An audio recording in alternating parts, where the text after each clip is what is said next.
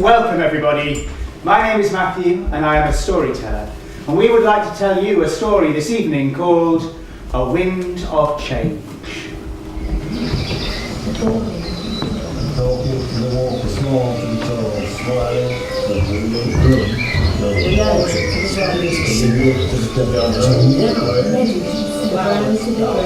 But then there's the snow, sliding, slipping, snowball, then it changes again. Spring, colour change, daffodil yellow, change. The boy stands at the edge of the beck, his feet in the water, his shoes and socks perched on a rock beside him. His eyes are red and the skin around them puffy with crying. In his hands he holds a doll, an action man in a black gilet. He is holding it under the water. Stupid action man! Stupid dad! Behind him on the bank is an empty box and a pile of torn wrapping paper. Amongst the scraps of paper is an envelope and a birthday card. The card is open. Inside it, in green ink, it says, "To Stevie. Hope you have a good one. Sorry I can't be there. Love from Dad." We don't even like Action Man. He knows that. He should know. He just doesn't care. And I hate him. He lifts the doll up out of the water and brings its head down hard on the tip of an algae-covered rock. Ugh. Why does he have to leave? Stupid thing. Hate you too. He hurls the doll away from him, sending it arcing through the air. It lands with a splash a little further downstream. It would serve his father right, he thinks, to leave it there, to let the beck take it. But he knows that if he does, there will be questions when he gets back home. His mother will want to know what his father has brought him. She will want to see the doll. Reluctantly, he begins to wade downstream.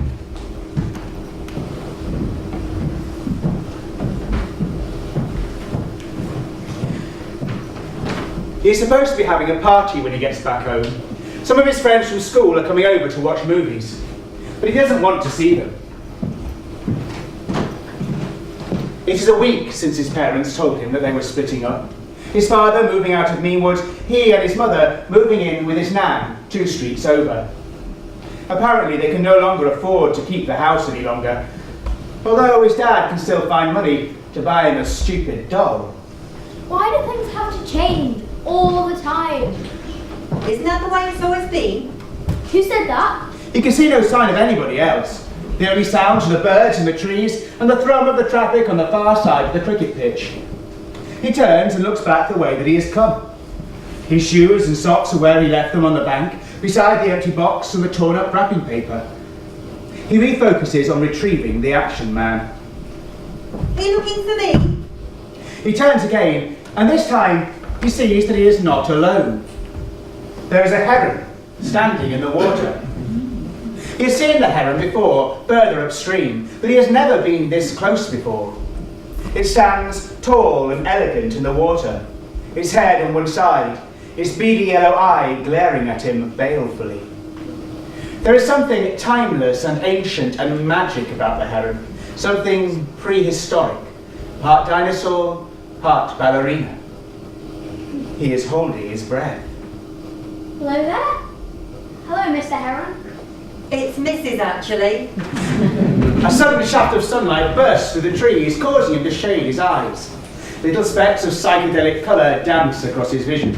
And then, in an instant, the heron has vanished, and in its place there stands the figure of a woman. Who are you? An understandable question. I'm a local resident of many years standing. A long time full of the beck. Who are you? The woman's hair is black, but streaked with strands of grey and white. She is tall and slender, but her figure is muffled in a long herringbone coat. In her hands, she holds an umbrella. Stevie knows he shouldn't talk to strangers, but it seems rude to just ignore the question. I'm Stevie, but who are you? And where did you come from? Well, it's good to meet you, Stevie. You may call me Mrs. Heron if you like. It's as good a name as any. Yes, but But who are you? What are you? And where did you come from? Have you been here all this time? Yes, I suppose you could say that. The beck has followed its course for generations, longer than I care to remember. Hearing the stories as they travel down through the Meanwood Valley. It helped carve the valley out of solid stone. It fed the woods and the trees. Brought the people here in the first place. Nourished them. Gave them power.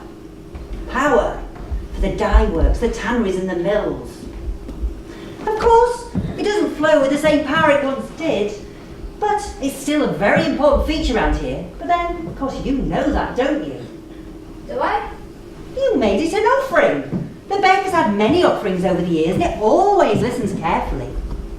It's been like a prayer, you see, an offering that comes with a question. Would you like me to help you answer it? But I didn't give it anything, and I didn't ask a question. She reaches into the pocket of her voluminous coat and pulls out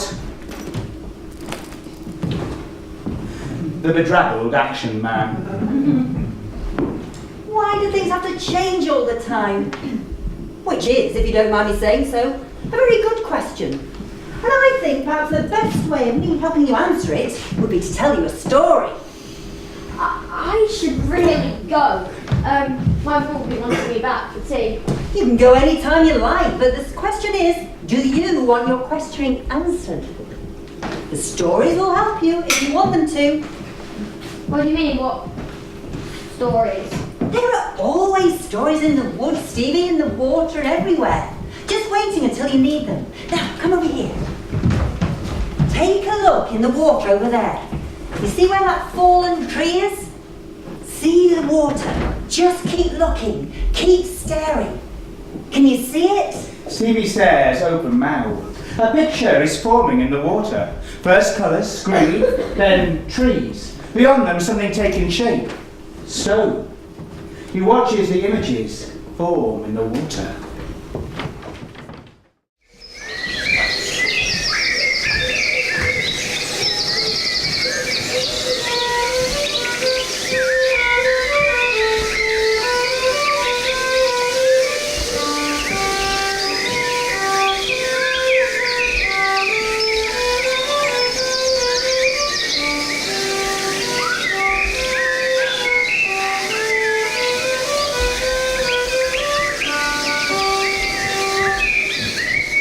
Once upon a time there was a house in the woods.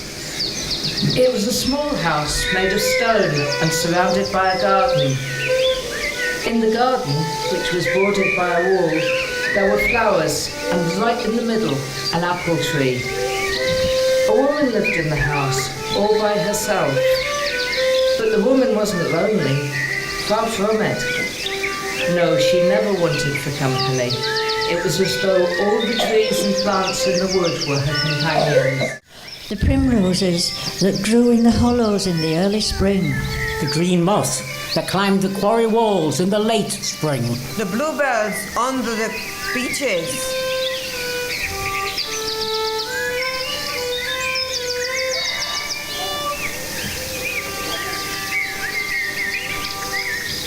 As if she could hear every living creature, each living thing as it moved in the woods.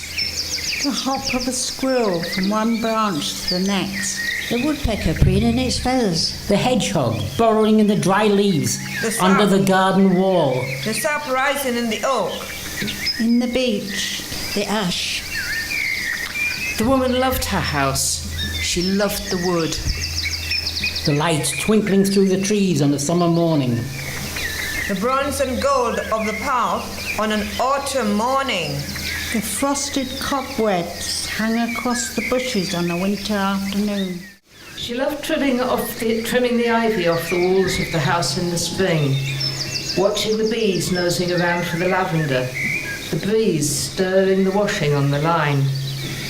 But most of all, she loved the apple tree, the blossom on its branches, and later on the way it lay like snow underneath. Every year was different. Some years there were more crocuses, or the daffodils seemed more yellow than usual. Or there were more magpies pecking at the blossoms. or the apples on the tree were bigger or smaller? Or more green. Or less green. Or the snowdrops the following spring were taller than the year before, in thicker clumps. So the woman in the house was never really alone. And besides, there were always dogs pressing their noses under the gate, and people. People walking by, talking, shouting to each other. She liked to hear what they said as they passed, especially the children. Wonder what it's like to live there. All by yourself in the woods? Must be brilliant. Must be lonely. Must be scary. Weird people live in the woods. It's not fair. I want to live in the woods. Yes, how come some people get to live in the woods and we don't? Look at the apples on that tree. I want to pick one. People were always peering over her wall, but she didn't mind. Sometimes, when she felt like it, when she was out in the garden potting or weeding, she allowed herself to get into conversation. There was a particular group of children who came every year to chat over the gate, but she only gave apples to the ones she liked. Up they ran, wet from playing in the beck. In the end, though, she always preferred the company of birds.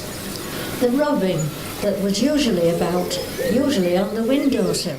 The cocky little sparrows on the garden table. The pigeons in the tall ash across the track.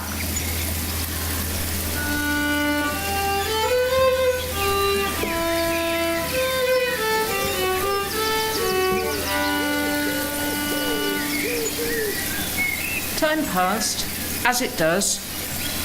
Seasons changed, the years went by, and the woman began to get old. She knew it was getting more difficult to do the things in the house and around the garden. Though she didn't want to admit it to herself, it was more of an effort to get out of the house on a winter's day, to walk down the rutty track through the wood to the shops. Friends began to give her advice. Have you thought at all about the future? Nobody likes to face the facts, but it creeps up. It comes to us all. It needs to be considered at least. Though nobody spelt out just what it was, the old woman knew what they meant. Change comes, there's no getting away from it. We do worry about you. We're not having a nag. It's just that we care. What happens if you fall over? How would we know? And that track gets so icy in winter. How will you get to the shops? And it wasn't just what they said to her face. She heard them talking in hushed tones on her garden path. Have you noticed? The house isn't as clean as it could be. I'd offer to help. Just come in once a week. But she wouldn't have it. There's no telling her. It wasn't as if the residential home was far away. The one that they found for her was really just across the park. You can see the woods from your window. You can walk to your favourite bench. But to the old woman, it could have been the other side of the world. She missed everything, especially the quiet. Back in the house, she had always loved to lie awake at night and listen to the wood. The breathing of the trees. The creak of a bough. The beck ever present and always awake as it snaked down the valley. The stones at the bottom of the quarry. The ancient wood. Her wood. Is anyone there?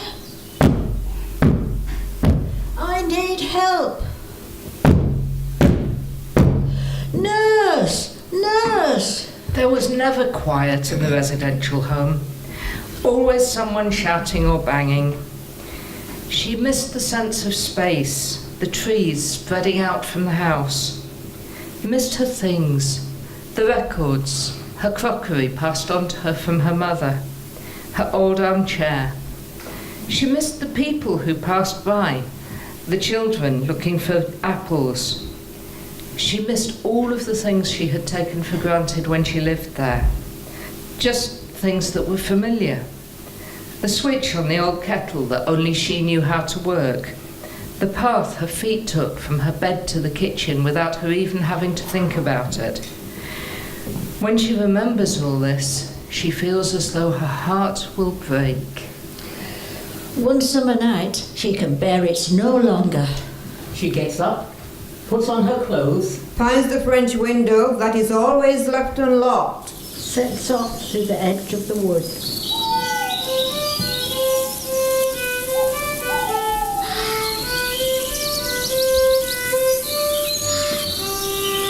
Beautiful night. longest night of the year. Big moon. Clear skies. She has to see it. She has to see it again. One more time. The house in the woods. Her house. Her house. Her house. But when she reaches the garden wall, she sees immediately the piles of rubbish by the gate. The shrubs in the garden grown tall and wild. The roses sprawling over the front door, their stems blackened. 'Tis not the house. It's not her house anymore.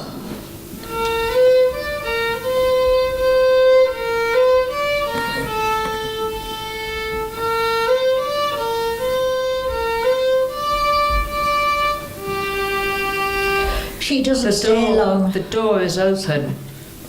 Cobwebs, smell of damp, upturned mattress sodden with rain, and her favourite mug, chipped but still there on the draining board.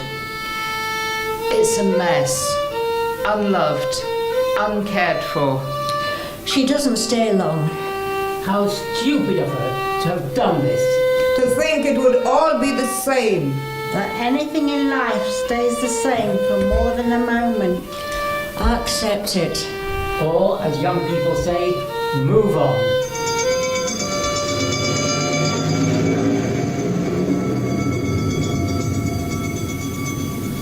It's later. A week, a month.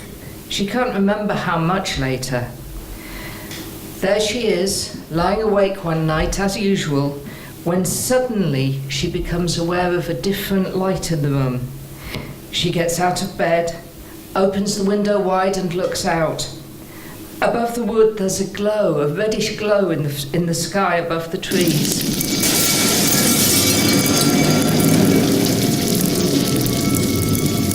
She sees it all, at least in her mind. Or maybe it was a dream. The cracking of furniture in the heat. The flaking of plaster from the wall. Scarring of stone. The singeing of the ivy round the bedroom window. The splintering of glass in the kitchen window. The melting of lino on the floor. Fire! Fire! Fire!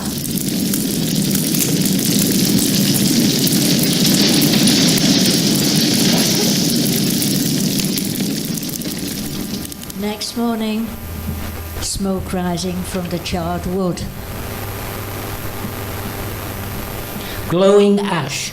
The smell of burnt plastic.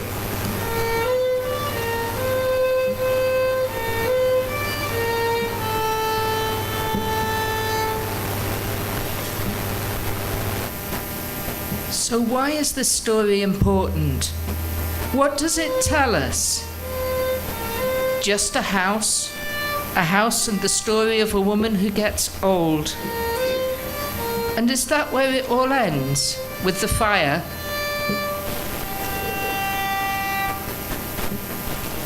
Not likely. I was there just the other day, and who am I? I'm just another Meanwood resident and a bit nosy, like most human beings are. You see, I often come walking in the woods, and I like to keep track of what's going on here. It's amazing what you can do with a few new timbers and a tin of paint. When I first went back to the house in the woods, a year after the fire, there was still a caravan in the garden and a builder's shed. The flower beds were mostly mud, and they'd only just started repairing the west wall. 6 months later, and they'd rebuilt all the walls and started on the inside. I thought I wouldn't like what they were doing. I loved the house as it was, as it used to be.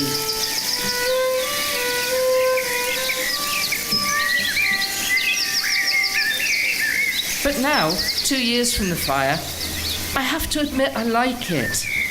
And the front doors are much nicer colour than the old one. The house is different, of course it is. The woods, though, they're the same. The light twinkling through the trees on a summer morning. The bronze and gold of the path on an autumn morning. The frosted cobwebs hung across the bushes on a winter afternoon. And the apple tree's still there, in the middle of the garden, its white blossom spreading out every spring. Look, Mum, it's a gingerbread cottage. Wonder what it's like to live there. All by yourself in the woods must be brilliant. Building a den in the quarry. Playing in the beck all day. Imagine what it's like in the snow. Spring's the best. Listen, was that a cuckoo? It was a cuckoo. It's not fair. I want to live in the woods. Yes. How come some people get to live in the woods and we don't? Look at the apples on that tree. I want to pick one. The old woman's gone now, died a few years ago. But that's the point, don't you see? There are new people in that house now, loving it, looking after it.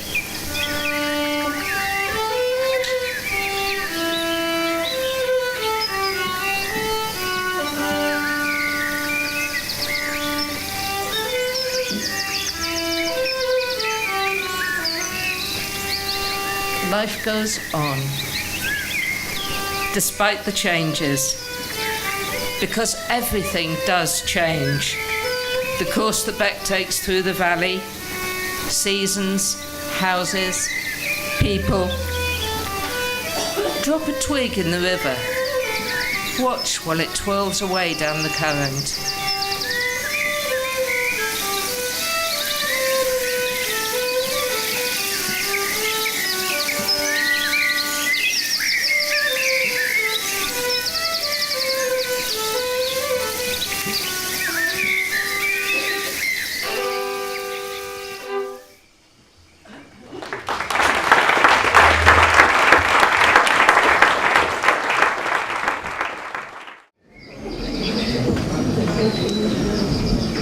Slowly the picture begins to fade, the colours of the image rippling out across the water. There is a pause, as though the woods have been holding their breath. So, was the story useful? I don't know, maybe. That was weird. How did you... Weird. Weird? Yeah, it was weird. How did you do it? Was it magic? Perhaps. Perhaps. Perhaps. Now, I asked, was the story useful? I said I don't know. Maybe. No, not really. Interesting. Please continue. Well, that was like, she had to move out of the house, and she died, didn't she? It's all very well you saying that the house lived on malarkey, but she got left behind. It isn't fair. What sort of moral is that? You wanted a story with a moral. Rather odd for someone your age. Now, you do know, Stevie, that life isn't always fair. The world turns, the world changes, but things stay the same. The trees grow, the trees fall, the beck flows. Yeah. I know the world is always changing. I mean, I've got to move out of my house. I've got to go and live with my nan. My dad's moving out. When am I even going to see him? Ah, is that what this is all about? Is that why you summon me? Are you angry at your dad? Yes. No. It's none of your business. And yet you summoned me. No, I didn't. Stop saying summon. I just threw a stupid toy into the river, and you stole it. That's not summoning. That's thieving. Usually when people summon me, it's because they want something. What do you want, Stevie? I'll told you what I want. I want things to stay the same. I want to keep on living in my own house. I don't want to live with Nan. And I don't want my parents to split up. It's like the old lady in the story. She didn't have a choice, and I don't have a choice either. It's not fair. It's not fair. You've answered well enough. Now, let me think for a moment. Mrs. Heron makes a curious noise, which Stephen can only assume to mean that she is thinking. He takes the opportunity to collect his shoes and socks, and begins to dry his feet on the sleeve of his jumper. You leaving? Yes, I'm going to be late. I'm meant to be having a class this afternoon. Well, do you want to be on time? Because if you do, you won't be late. Time doesn't work the same way here in the woods. Okay, you are definitely weird. But I got the right one. The right what? The right story. This is the one you wanted. I don't think I said. Have you answered your question yet? My question? Yes, you're. Oh, come here. Take a look over there. You see where that water is and where the stone's sticking out of it? Can you see it? Yeah, I can see a bicycle. It's weird.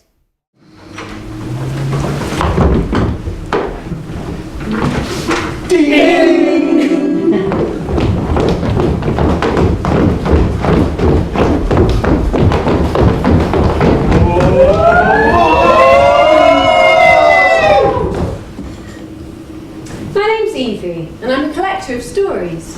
I've just finished a book. To make it, I travelled the world, collecting stories about people, times and places that were beginning or coming to an end. It's kind of my thing. Me and Alfie, my husband, we travelled everywhere on our bicycles. I love cycling, that feeling of wind in my lungs and power in my legs. So we called our book The Cycle of Creation and Destruction. The title was Alfie's idea. And when we finished it, we needed a rest. So we came back here to Meanwood, where I grew up. Meet Alfie.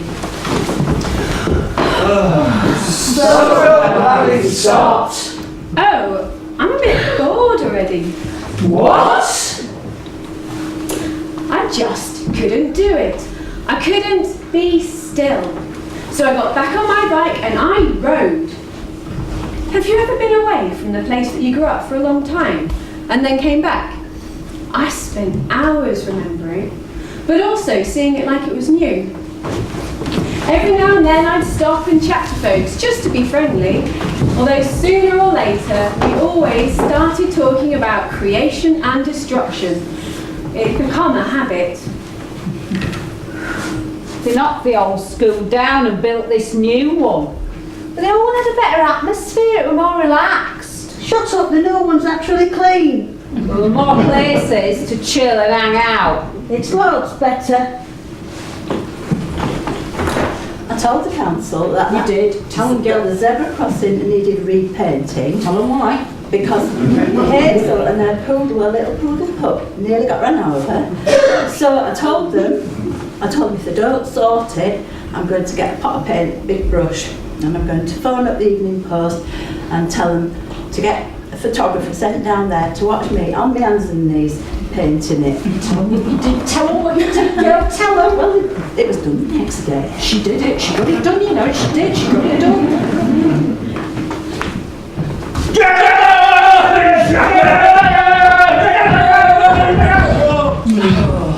There's always been a playground at the end of the footpath through the woods. It was a perfect finishing point for the end of our adventures. If you went over the fairy bridge at the end and stopped at the circular drain covers, you could hear the low, rumbly sound of the dragon snoring. So when they got rid of the playground, it just wasn't the same.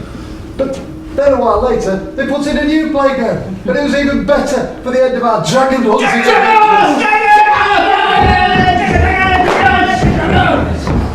Highbury Cricket Ground was regarded in high affection by the cricketing community until time got the better of it in 2004.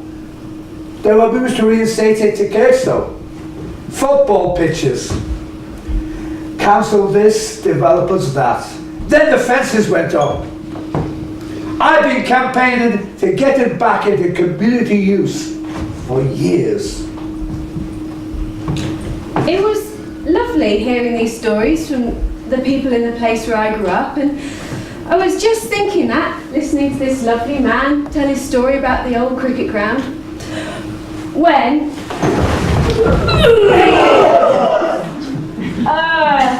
I am so sorry, I don't know why that just happened. It's all right.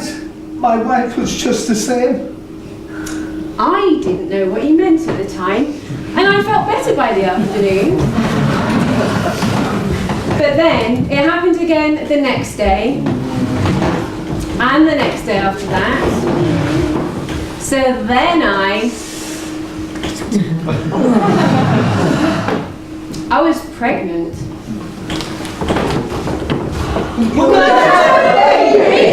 I suppose so. I love you. I love you too. It's safe. What, having a baby? No, Evie, you cycle around on a bicycle all the time. You could have an accident. I collect stories, it's what I do. We were supposed to be having a rest. I am not giving up my work! I'll give up my bike if I must. Ooh, I'll just have to walk. It was then that I decided I am researching my next book. I don't know what it is yet, but it's got something to do with things that have begun and things that have come to an end in Meanwood. Over the coming months, I spent hours walking every day, talking to people, researching maps and old photographs, sharing tea with people who remembered the past. I met Chage. He was a poet who lived in Meanwood for 52 years. We'd meet in a lovely, homely cafe at the top of Meanwood. It was cheap and welcoming. This is a photo of me, back when it was Capitol Parade. I think the picture shows Margaret, the woman in it. Oh, lovely, thank you. I've had these copies made. They're for you. If you make a second book, you're welcome to use them. Thank you. There is something else. There's so much history of this place, so much that's gone before, things that have happened for better or worse. I wrote this poem. I'll get it for you.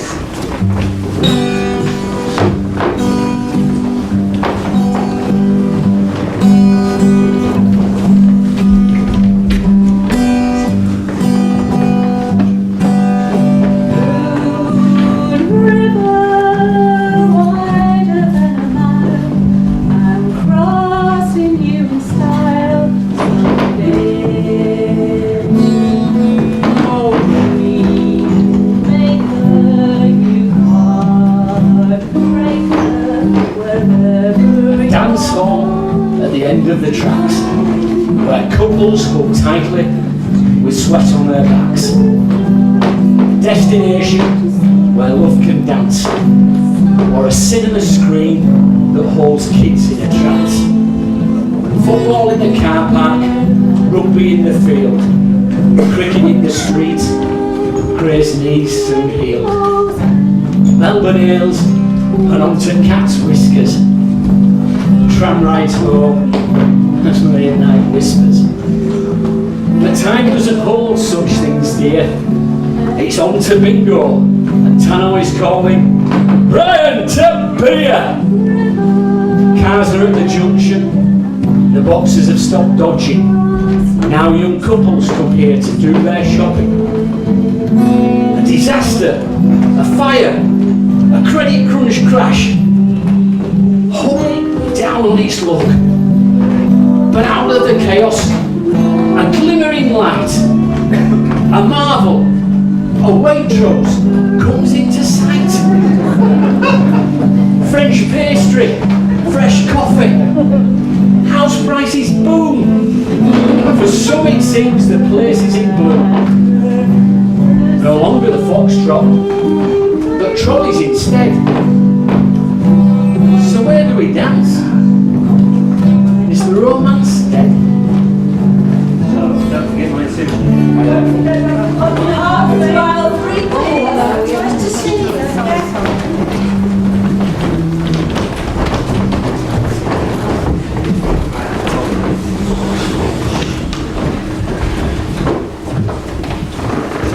By the time I left the cafe, the light was faded and snow began to fall as I made my way back home to Beckhill Approach. I felt lost. I missed my bike, the feeling of wind in my lungs and power in my legs. And I felt lost as I made my way up the new steps leading to my old home. As winter's ice receded into spring, I was growing bigger, and walking, it was tougher. For those days when you can see one season fading into the next, they're my favourite.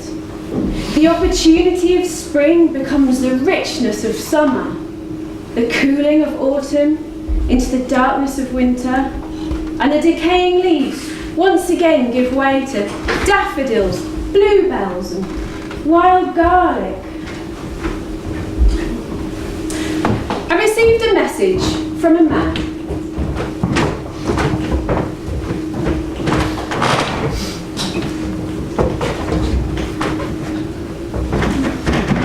He asked me to meet him by the old Meanwood Park Hospital building on Woodley Drive. As I arrived, there was a commotion. An old dry stone wall had been knocked down by vandals, and some folks were gathering around it. Hello there. Thanks for coming to meet me. You're the lady who collects the stories, yes? That's me. Great. Because when I saw this was down this morning, I took it as some sort of sign, because I haven't got long left, you see, and I need you to record this. Of course I record your story. No, it's not my story. Well, not really. It's Alice's story. I've just been holding on to it for her.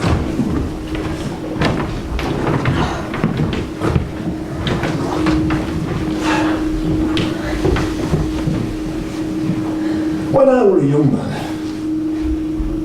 I got a job for a few months working for an undertaker. Assistant funeral director, it was called. It was either that or sales. And I'd done sales, door to door. Well, I'd done all sorts. I'd never been an undertaker.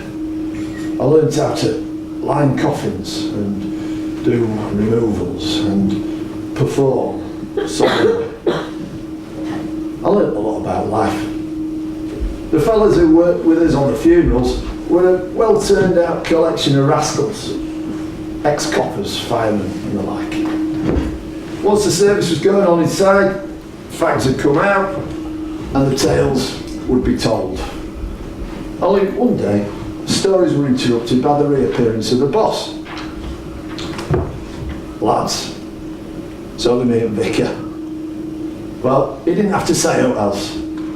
Because, of course, we never got to meet him. All we knew about him was the turnout. If there was a good send-off from a big crowd that spilled out the chapel, then it was a sure sign of a life filled full of love, family and friendship. And here's this poor soul with not a one to see her off. Well, Vicar, not right. So, fags out, we filed in, did right by her. Alice Mary Pick. And afterwards, and I'm not sure why I did it, I approached Vicar. Serious man, a good man, carried the weight of the world on his face. And I asked him if he knew about Alice. Well, we both finished the day, so he walked me up. In fact, we sat just there, right where them Herberts had brought that world in. And he told me stories about this place, Meanwood Park Hospital, a colony for the mentally deficient. By all accounts, Alice was a bit of an odd lass. I mean, maybe she was slow to learn, or maybe folks just found her a bit strange, different. But her real problem was she got pregnant when she was 15, got put in colony. And once you were inside, it could be impossible to get out. She was there for the rest of her life. She was forgotten by the world. I've known a lot of good people work in this place, good caring folk, but back in the 30s, she didn't have any more kids. and she never got to see the one she'd had. Because the world had forgotten her, I decided I'd remember her. I wrote her name down in a diary, Alice Mary Pick. And every year I got another diary, so every year I wrote it in again. And eventually I got a mobile phone. Put her in there. No number, but her name's there. And every now and then I'd come across it and I'd say, "Hello, Alice Mary Pick." Hello. But not for much longer, you see. And that wall they're so upset about, well, they marched the patients down here to build it. Forced labour, you'd call it these days. So, I appreciate it was a beautiful old thing. And I can understand why they're upset. But I'm not sad to see it go.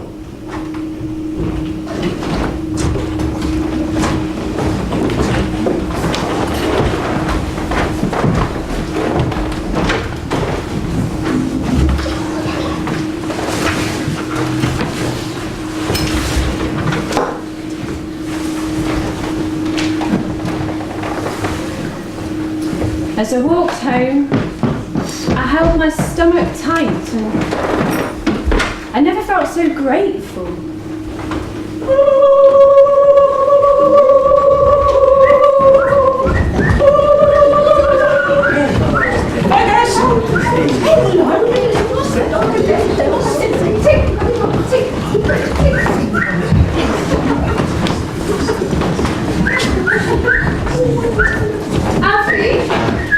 What's with all the secrecy? Why are you in the park? I could pop at any moment. Because I've met someone that I wanted to meet. As we approached the old stone bridge, crossing the beck, there were a group of people on the grass to the side of the path, and they were all doing yoga. Alfie, I don't think I'm in the condition for a yoga class. No, silly, over there on the bridge. And it was on that stone bridge that Alfie introduced me to our new friend Jane. Spent the first 40 years of my life living in Meanwood. My children were born here, they grew up, and then they moved on to live their own lives elsewhere. And suddenly I was alone in this place that I'd always been. I decided I needed to do something different. Something crazy, radical, totally out of this world, totally unbelievable. Moved to Uganda kind of different. Planted trees, I dug holes, and I fetched water, and I watched the trees grow. When it was time for me to come back home, to this place I'd always been, I didn't think I was going to stay here for long. Everything seemed so new, except it wasn't. It was me. I was different. I'd changed. I'd known Debbie for years. Always held a torch for her right here. We both changed. Our lives had changed. There had been death in her family. This woman before me was now changed. Her whole life changed. And she was learning to rebuild that life. Little did I know I was going to become part of that life. Been married 3 years now, and running this yoga group for 4. We've learned to breathe together.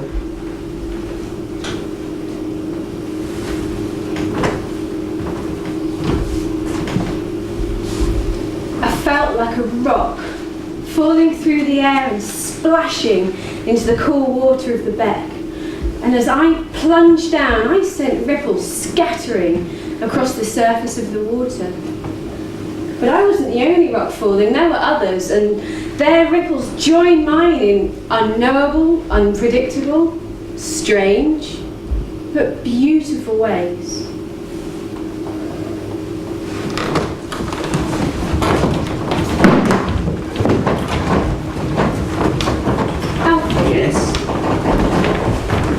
When our child's full, can we start working on our next book together? I need to carry on. Of course we can, but I don't know how. It's all going to be so different. I don't know either, but that's okay. Over the next 2 weeks, Evie struggled to walk. It was so annoying. But we found things to do. We worked out how many miles you've walked over the last 8.5 months. 1,001 miles to make our baby. And when the baby finally decided to make its way into the world, it was a long, painful, worrying and exhausting day. But everyone survived. And the days that followed were hard too. Evie was quite ill and couldn't walk. And the baby cried, and then Evie cried, and then I cried. But we had time to read our stories to our new son. We called him Alistair. You know, our new book, it can't be about beginnings and endings. We've moved on. We're going to have to get a car. A car with a cycle rack. Yes.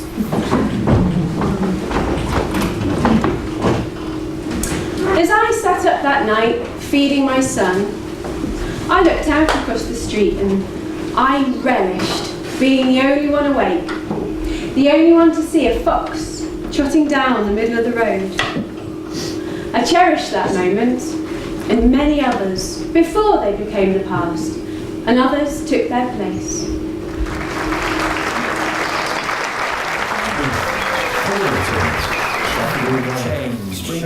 Change. Once again, the colours swirl in the water.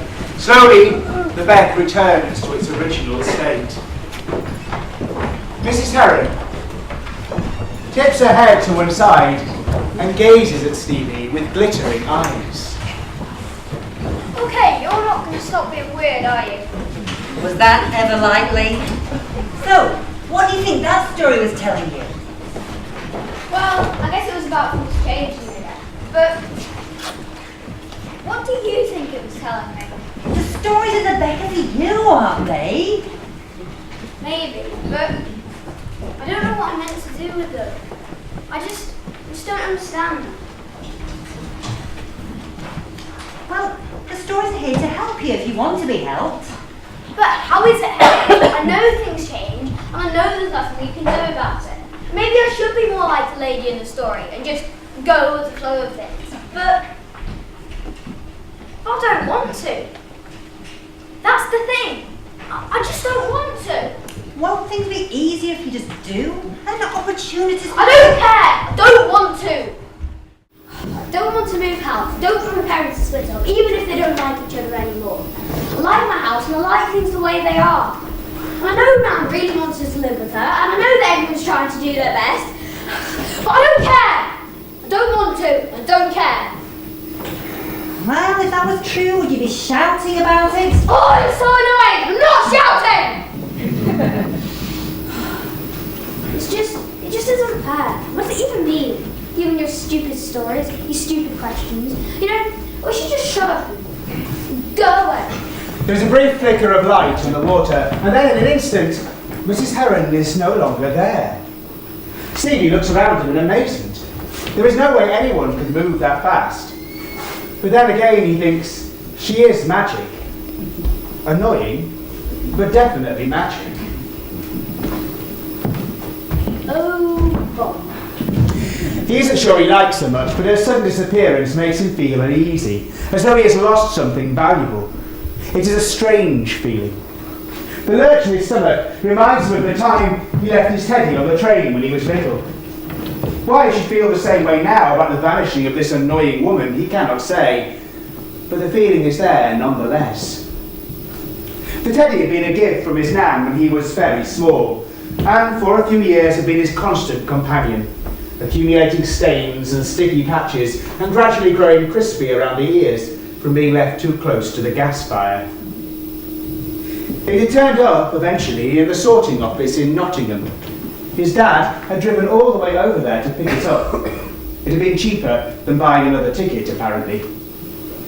It sits now on the end of his bed, its pale orange eyes watching over him as he sleeps. And now his dad is gone, or at least not at home anymore.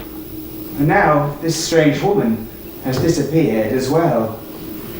It isn't fair. Nobody asked me what I wanted. Everyone just decided. Everyone just decided behind my back. And I hate them. Everyone just changes things.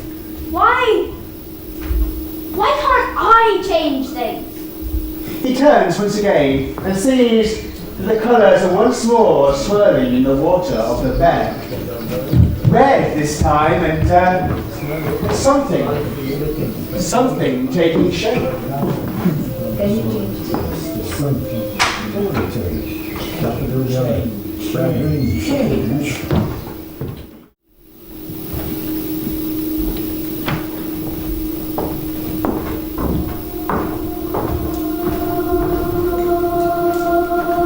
It is beautiful, the perfect hoodie, I'll do anything for it to be mine, not should dare get in my way. Julie runs a clothes shop. It's nice, but a little tatty round the edges. She loves it, but it is desperately in need of being done up a little bit, and that'll mean closing for a few days. So she's decided to hold a meeting with everyone who works there, to decide when that should happen, so she doesn't upset anyone. Julie hates arguments. According to an ancient Roman philosophy, anger is merely the excess of optimism, the silly belief that everything will go your way. They say you should spend some time every day thinking about what might go wrong, so that you can't be surprised. We might not agree on the right day to close. I might get loud. Jaquela might come.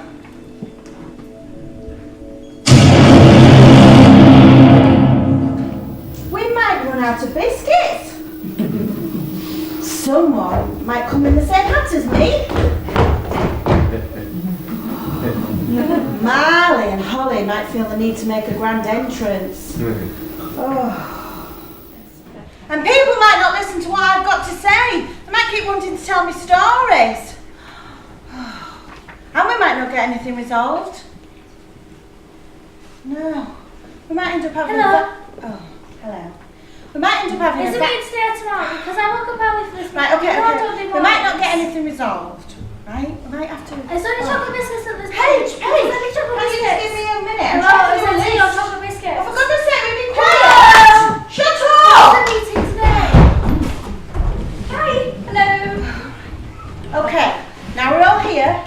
We'll get on with it before Jaquela gets here. The day had not started that well for Julie, so it was even more important that she got everything sorted before Jaquela arrived. So, what I'm planning to do is, if I close the shop,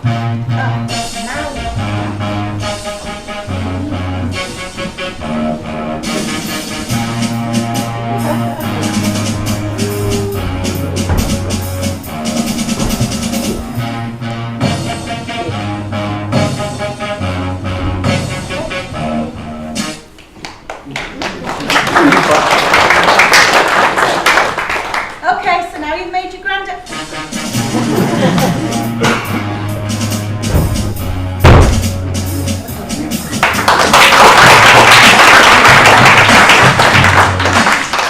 Okay, right.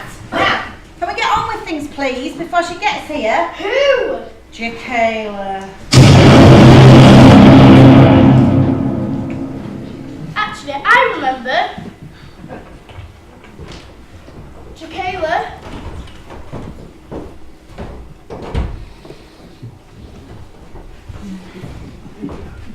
Wanted to go to the fair because it was the last day. So she asked her mum, and her mum said no, unless you ask her cousins. So she asked the cousins. Fair? Fair? Hey, Chage. So they ran to the fair, and Jaquela bumped her head. Whoop! And the cousins started to laugh. Stopped laughing. They kept on running to the fair. At the fair, there was helter-skelters, there was teacups, there was hooker ducks, where you can win a giant teddy. The first ride that Jaquela has been on before, she said, does it go upside down? Does it go upside down? No. And she said, are you sure? Are you sure? Yes. So she went on the ride, But first had to get measured.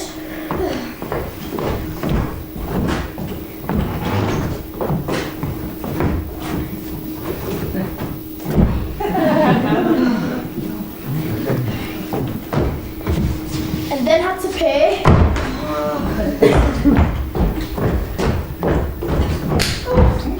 Here you go.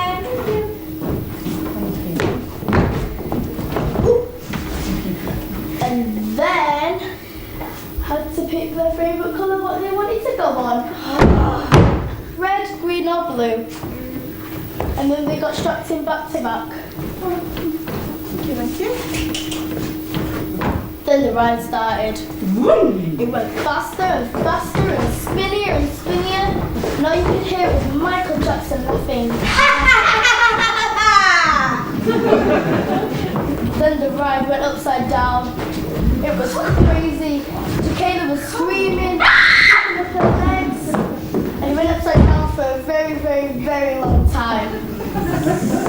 And then it stopped, went back to its normal self. And then it got unbuckled. Thank you. Then Jacada was shaking. She stared at her cousins like a rhino and chased them. Right. Come here! And she chased them all night that she was angry. Yes, I know. And that's why we need to get out of it. I remember. I'm okay. Go. Supposed to be in the race, but At the shop. Jacada and her mum, Chage. They started buying clothes backs. Then she stopped and went really weird.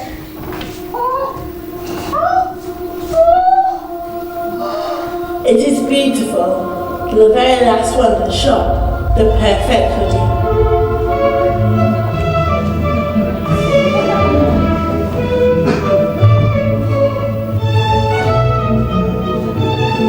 Then her mum said it was time to leave. And she freaked out.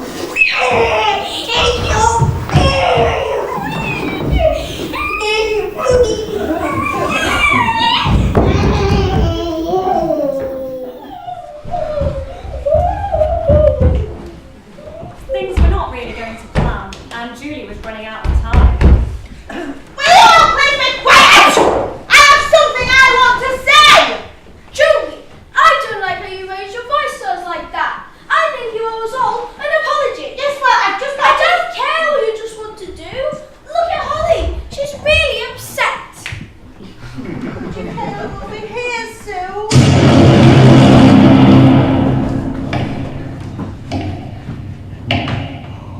Taylor entered the shop, and everyone was terrified. She clearly had something to say. They weren't sure they wanted to hear what she had to say. She took in a deep breath. Keep on talking, I'm not listening. I don't have the money, and I don't have the time, and I don't have the patience or the presence of mind to endure another century of life. They knew they hadn't listened. She knew they hadn't listened. This was going to get loud.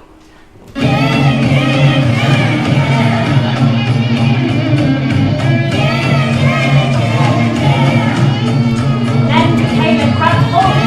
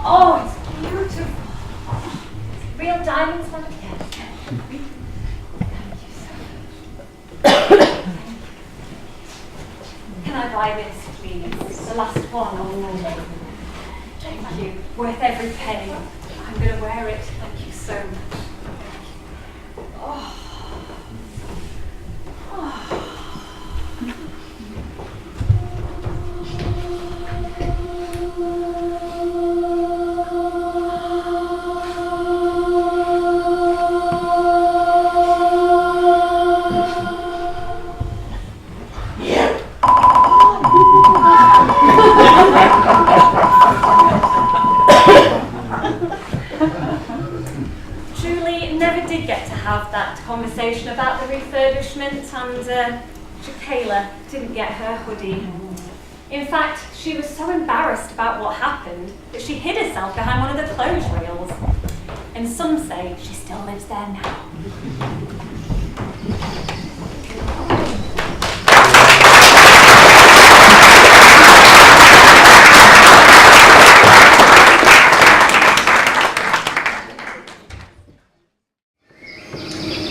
Once again, the colours swirl in the water.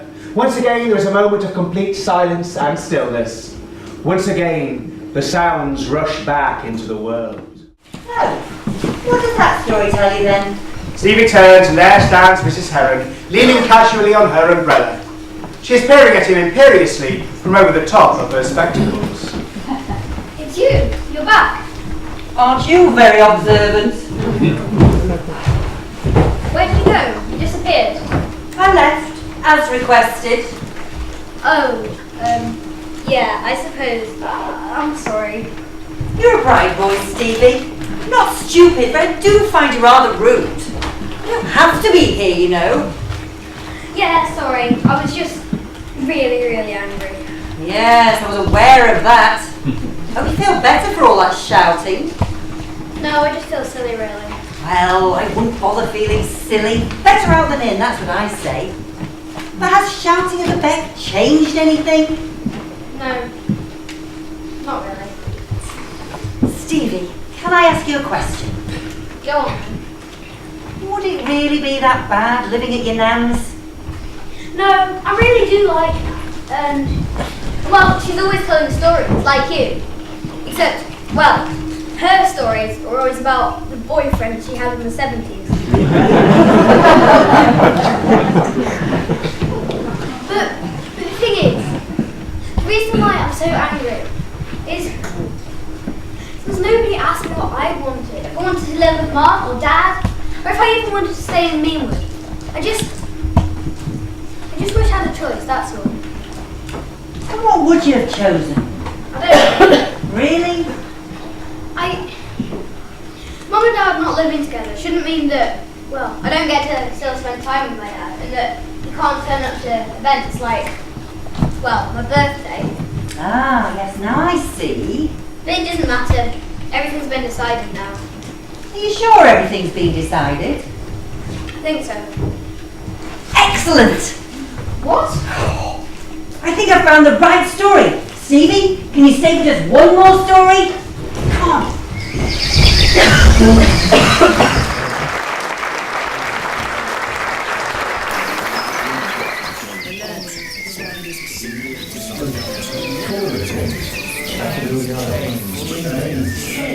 Sliding, slipping, snowball. Then it changes again. Spring, colour returns.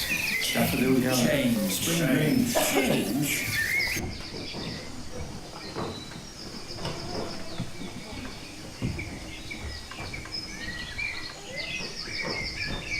It begins in a packed hall. Each eye is on the stage. Every ear is pricked up, waiting.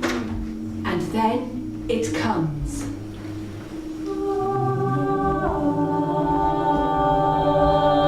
The sound of beauty crystallized as music. Heartbreaking and sublime, the stuff of legend. Belief is well and truly beggared. This is the sound of the Concordiola. It's an instrument that can only be played by a handful of people the world over. Some say the Concordiola is powered by the imagination, that it runs on poignant memories, that life itself is its fuel. In any case, it sounds bloody fantastic. Josie's late.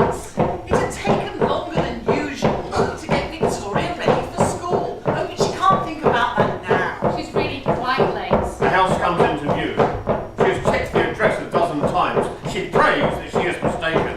But she isn't. 31B Hustlers Road. The house sticks out like a dead tooth in an otherwise pearly smile. The entire place is falling in on itself. The roof is in bits, walls all over. When Josie was young, the bigger kids used to tell her stories about about the thing that lived here. Some said it was an ogre. Some said it was a ghost. Some even said it was the fabled parrot man of Meanwood, half human and half horrendous bird. The kids these days just call him the grump. Anyway, he's rarely glimpsed through the mildewy curtains. Josie is usually relentlessly positive, the happiest of hearts, but right now she's nervous.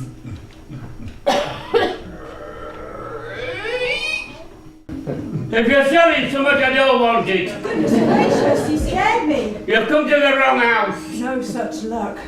Mr. Spencer, I'm from the VHA. I told you, I'm buying out. The Voluntary Health Agency. As a valued member of the Meanwood community, Valued? I'm your nominated medical care operative. It seems it's been months, years actually, since your last appointment. The grump covers his injured right arm as if the mere mention of it makes it smart. I wonder, can I come in? You can... For at least 20 minutes. Josie stands there arguing, persuading him to let her come inside. It seems hopeless. And then the heavens open. Rain like you've never seen. Really? It is Meanwood? Rain like you've rarely seen. Go on. Hurry off with you. As Josie stumbles backwards, the grump's roof comes into view. Inside the dimly lit corridor, there are buckets, pans and bowls everywhere, there to catch the invading droplets of rain. Most are overflowing. And don't come back. Your roof, I can fix it. I can fix it. Not only is she medically trained, super smart, amazing at her job, and a wonderful mum. Josie's also a dab hand with a hammer. The grump looks suspicious, doubtful, but he Just shuffles to then. one side and gestures Josie to come inside. Just then, a particularly large droplet of rain seeps through the damp ceiling above and drops He looks grumpier than ever. onto the end of his old nose. But then he shuffles to one side and says to Josie, come on in.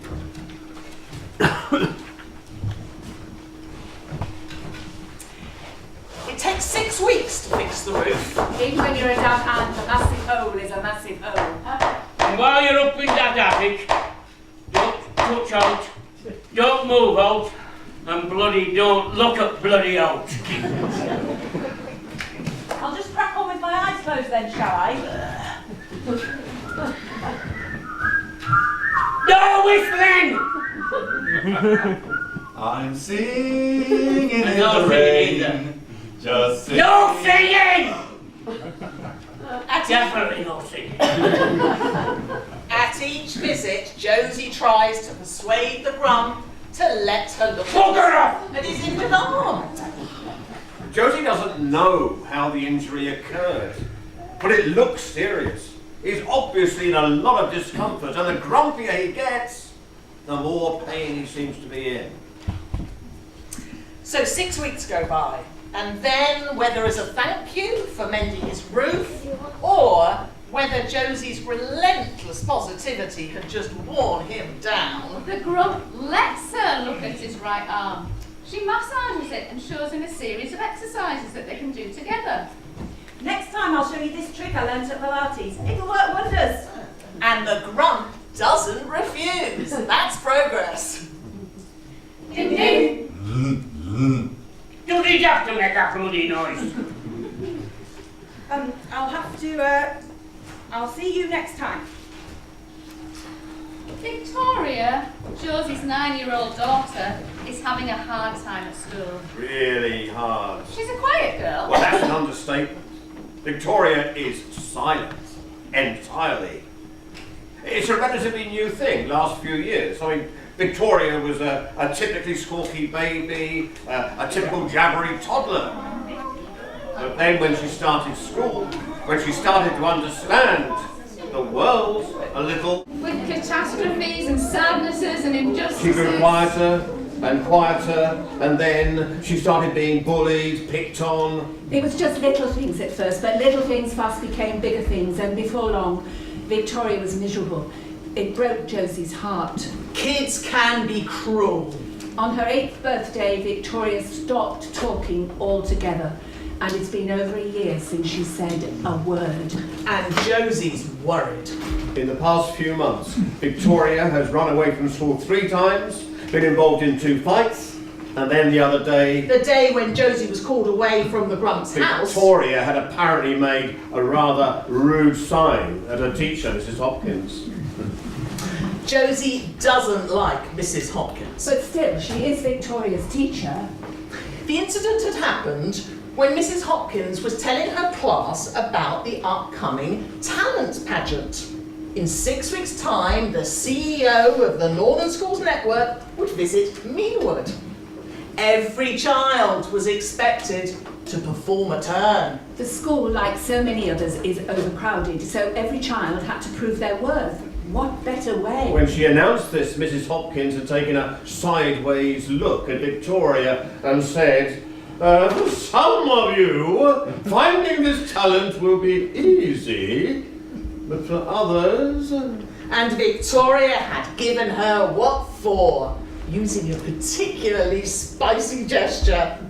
So Josie had taken her off school for the day to try and figure out what to do. And now as Josie hurries towards 31B Hustlers Row with Victoria in tow, she wonders what the Grump will say. Maybe she should just tell him the truth. Just say...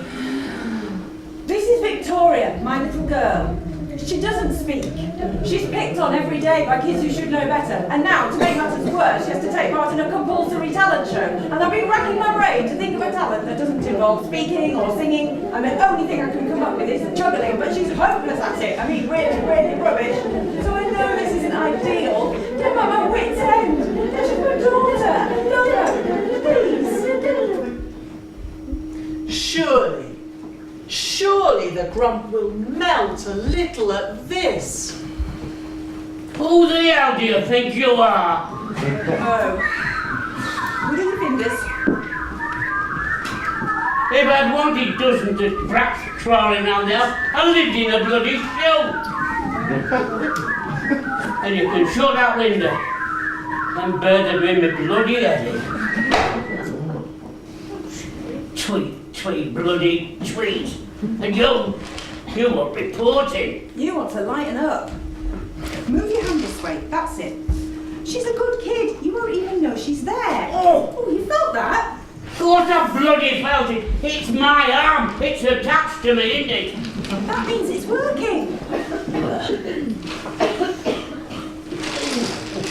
I don't know why I'm bothering. I wish you'd just sod off and leave me to it. I'm happy in here. I'm happy that everything else is out there. But your treatment is working. What happened, Bernard? To your arm, I mean? A calamitous clatter from the attic. Victoria! Josie fears the worst. The Grump struggles from his chair and follows her out of the room apace. The attic is clouded by decades of dust. And remote to see her. Victoria is standing in the centre of the attic, among a pile of felled boxes and ancient household stuff. She's okay. The sight of Victoria's oops face staring out from the detritus makes Josie burst out laughing. And that makes Victoria laugh in her sweet, silent way. And then Josie sees the thing her daughter is holding, and she stops laughing. It can't be. They're not real, are they? She did hear a story once about one in Meanwood. But that moment the Grump arrives in the doorway, wanting to... What the hell's happening? The Grump spots the thing in Victoria's hand. Put that down! Victoria moves to put the thing down, and as she does so, a breathtaking sound emerges from it. The Grump stops in his tracks. Josie was right. It is a Concordiola. Victoria stares at the instrument in her hands. The Grump's face is fixed with astonishment, and there are tears in his eyes. There are tears in all their eyes.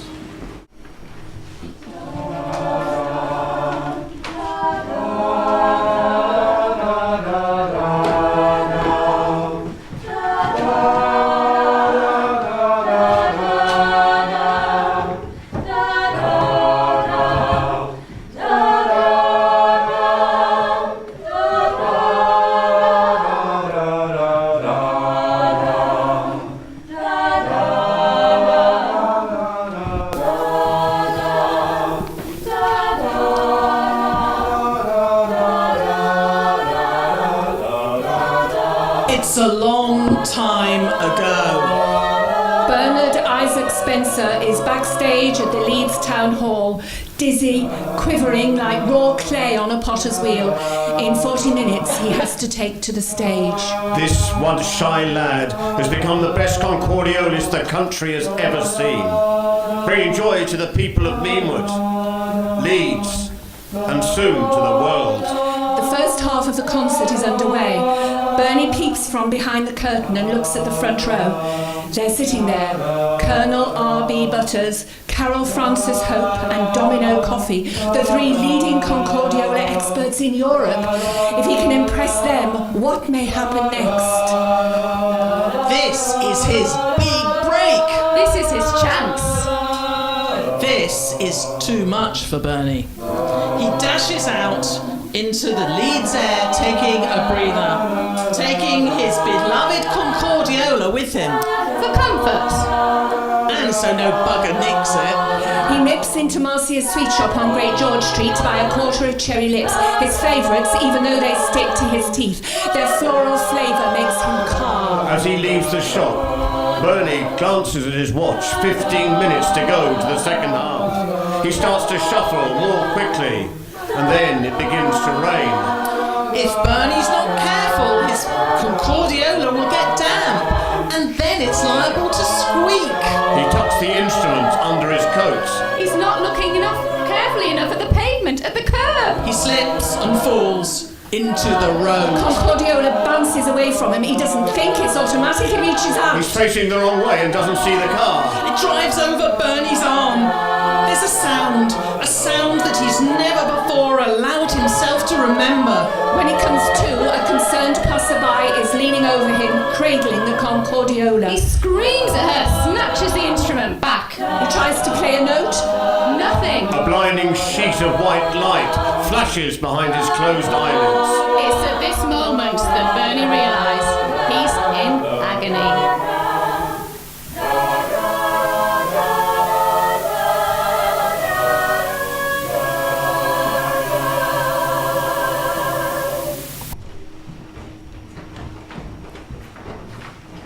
Now to the question.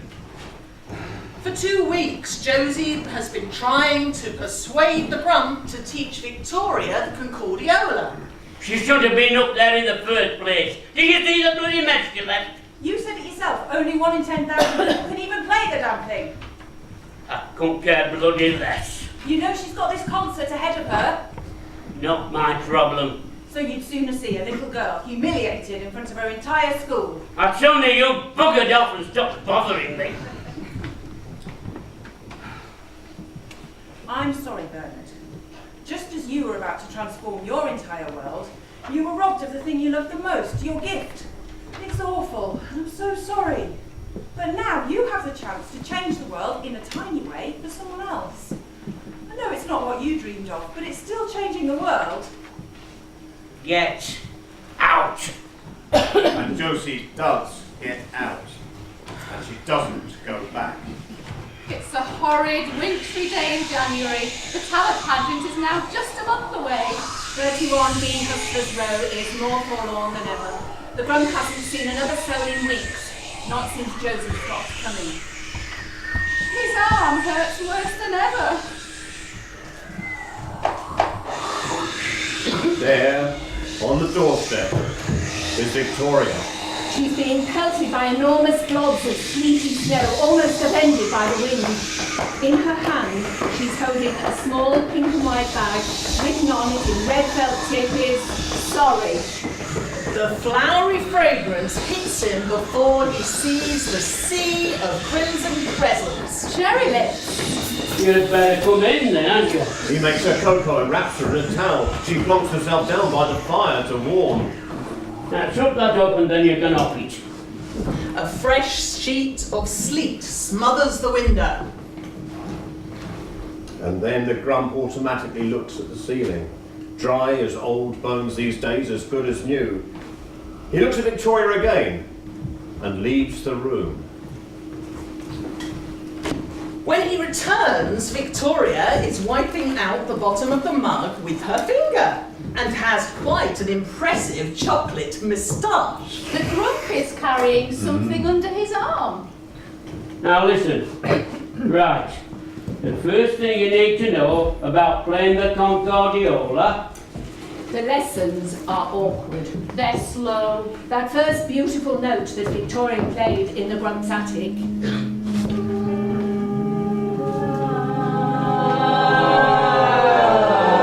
Must have been a fluke. The racket that comes from 31B Hustlers Row now is like a clouder of tone-deaf alley cats fighting over a broken. But slowly. Victoria starts to get it, and the glorious instrument begins to come to life in her hands. The Grump is a cantankerous creature. He shouts, he yells, he waves his arms like a Kansas scarecrow. And Victoria wants to work hard for him, and she finds his methods to be wonderfully effective. And effectively? Wonderful. Now then, we are getting somewhere. Some folk think the Concordiola is played with happy thoughts. I don't know about that, but I know. When I thought of my dear old man, God rest her soul, it were right. It worked a treat. You'll have to find your own inspiration, however. So before too long, Victoria is a little maestro, which is just as well. The day of the talent pageant arrives. It is to be held at Steinbeck Church Hall. Josie had telephoned the Grump inviting him to come, but his response was unsurprising. I haven't stepped foot out of this house in years, and I'll be blowed if I'm going to poodle down to some pantomime by a lot of snotty kids.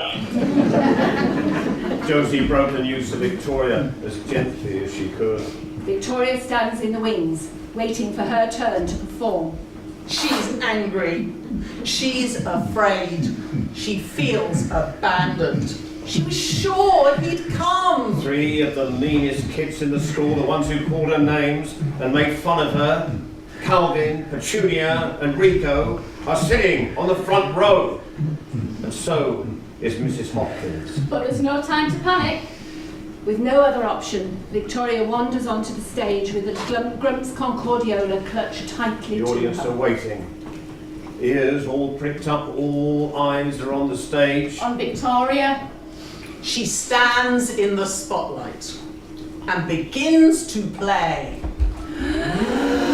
Only there's a problem. Nothing comes out. She tries again. No sound, no nothing. The kids snigger. They whisper cruel things to each other. Mrs. Hopkins sighs and puffs. Victoria feels pin-sharp tears of frustration rise to the surface. The audience are getting restless. And yes, someone, Calvin she thinks, is actually laughing at her. But then there's a sound at the back of the room. There's a commotion. There's something going on. There's a noise. Excuse me. Oh! Bloody get out of the way! It's the Grump. He is shouting at everybody, looking for a seat. And Victoria laughs. She looks at the Concordiola and then she plays. And this time, beauty, crystallized as music. Heartbreaking and sublime. Belief is well and truly beggars. The kids on the front row are silenced. Even snooty Mrs. Hopkins. What? The whole room moved. Here comes the sun. Here comes the sun, and I say, it's alright. It's alright. It's alright. Eventually, the audience leave for their homes. The CEO of the Northern Schools Network, stunned, searches for Victoria and Josie to commend them. But Victoria is far too busy being fussed over by her classmates to have time for this stuffy, bossy man in a suit. Josie's so proud of Victoria. She can't stop beaming. The Cheshire Cat has nothing on her. The Grump has sat in his seat a long while the hall empties. Once the coast is clear, he walks to the stage, where the Concordiola sits in its stand. Many have admired it, but none have dared to touch. He picks the old thing up, and glances at the front row. In his mind he can see them, Colonel Butters, Carol Francis Hope, Domino Coffee, and in his heart he's back the hopeful young man he once was. He tries the instrument, and nothing.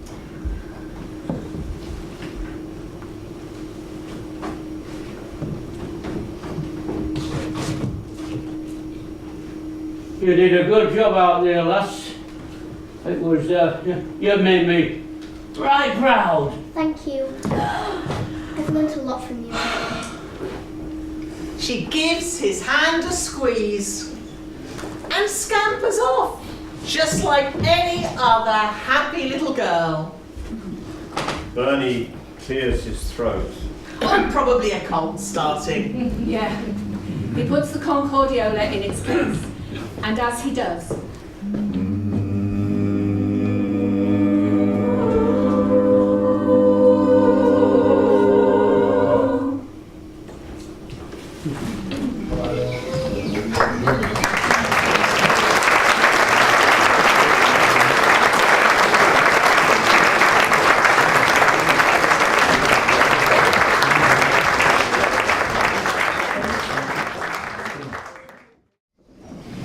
Once again, the water ripples. Stevie and Mrs. Heron are left without breath.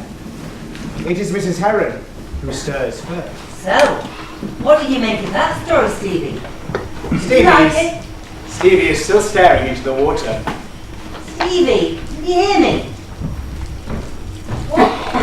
Oh, yeah. The story wasn't bad. What do you think you might be saying? My dad asked me if there was anything I wanted for my birthday. And I told him that I didn't care. I told him that I didn't want anything. Was that the wrong thing to say? It wasn't wrong, but it wasn't very helpful.